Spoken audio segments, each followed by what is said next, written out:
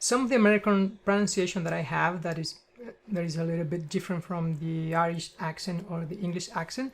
I'm going to show you, for example, what I learned and how the Americans taught me to pronounce.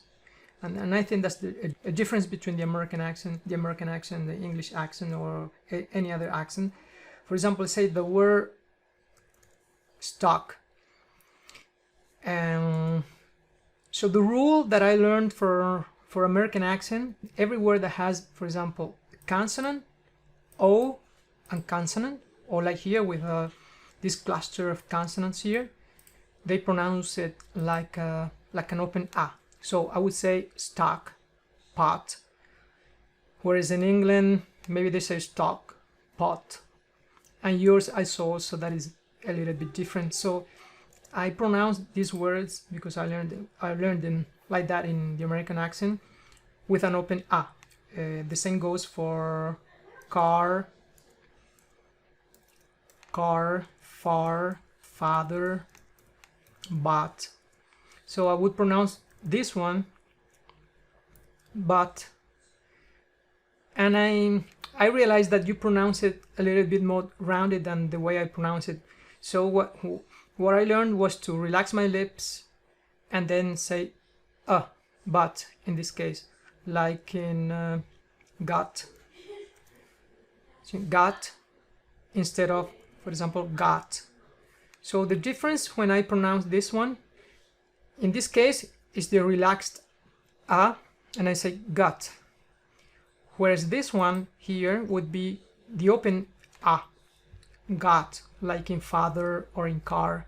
That's the way the Americans pronounce this difference. And then there's this other A that sometimes I don't open my mouth quite enough. That is, for example, lack or back.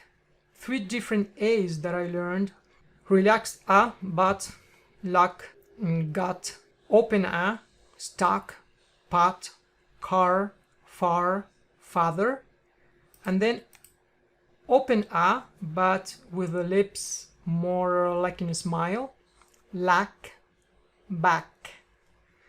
Okay, that's regarding my A's sound. For the E, I agree. I know that, for example, in this case, pit, bit, fit, it should be a relaxed E.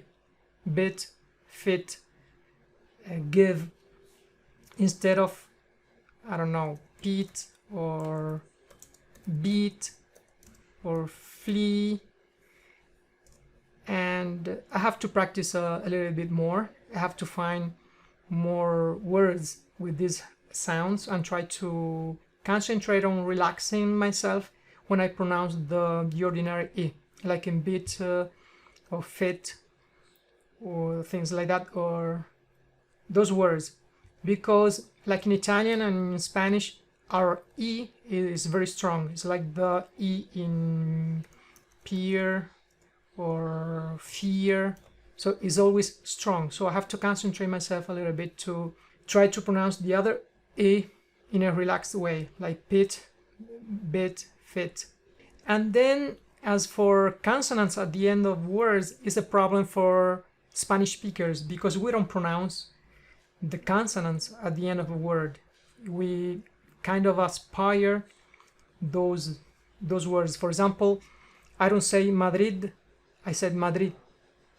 It's like a stop D or a stop T in American English when they say, for example, apartment, and then they don't pronounce that T there. So I tend a little bit to pronounce that way, even if sometimes I drop the whole consonant and I don't pronounce it. Instead of pronouncing a stop T or a stop D like in apartment or but, instead of pronounce the but sometimes I just eat it. I don't pronounce it. When I'm speaking fast, I have to pay attention to that. And a nice clue was also this one, when we have, for example, being instead of being. So I tend to drop the G. There is the opposite for Italian, that they pronounce the G too strong, like being, sing. so I don't pronounce it almost at all. Or if I connect a word with G that begins then with a vowel, I tend to drop the G and then connect the N with the vowel.